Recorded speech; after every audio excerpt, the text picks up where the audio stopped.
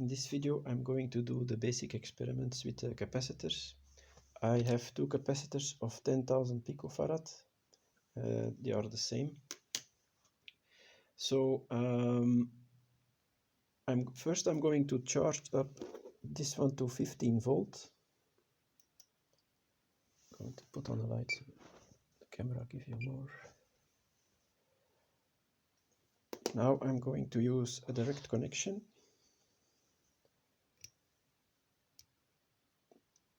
So we have 7 and 48 on both capacitors. So both voltages are exactly the same. I'm going to discharge this one.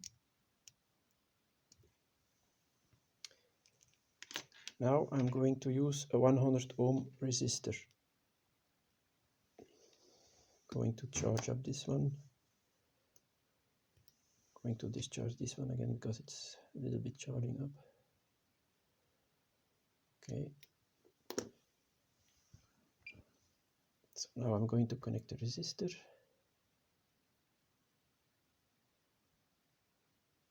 And we are at 748 on both capacitors. Now I'm going to do the same with the 2K7 resistor, so I'm going to discharge this one again. Going to charge up that one again to 15 volt. Taking the 2K7 resistor. First discharging this one also because it's a bit charging. And back again with this one. Now we see it is slower, so we have to wait a little while.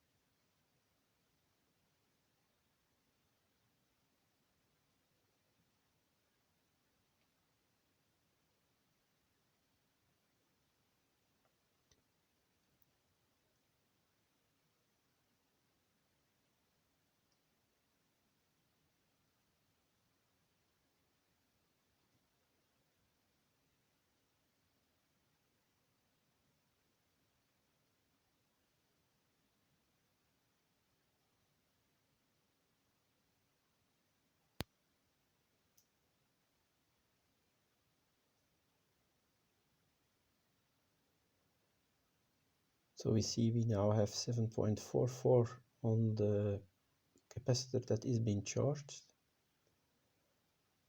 Now we must also have keep in mind that the capacitors itself also lose a little bit of voltage when they are not used, so they have natural losses.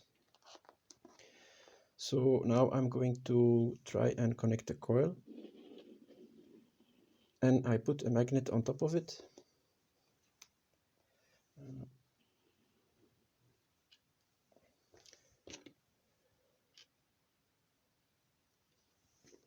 So first going to discharge this one.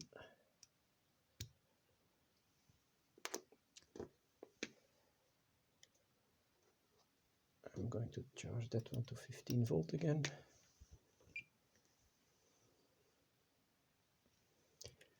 That one is a little bit charging, so I'm going to discharge. Okay. That one.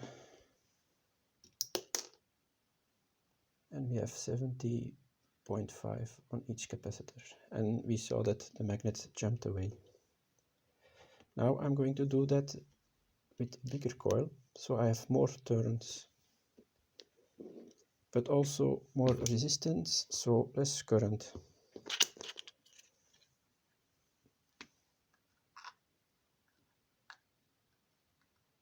have to see that I put the magnet right.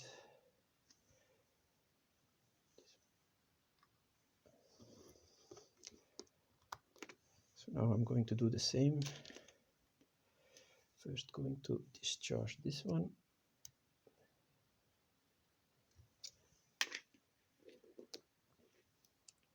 Then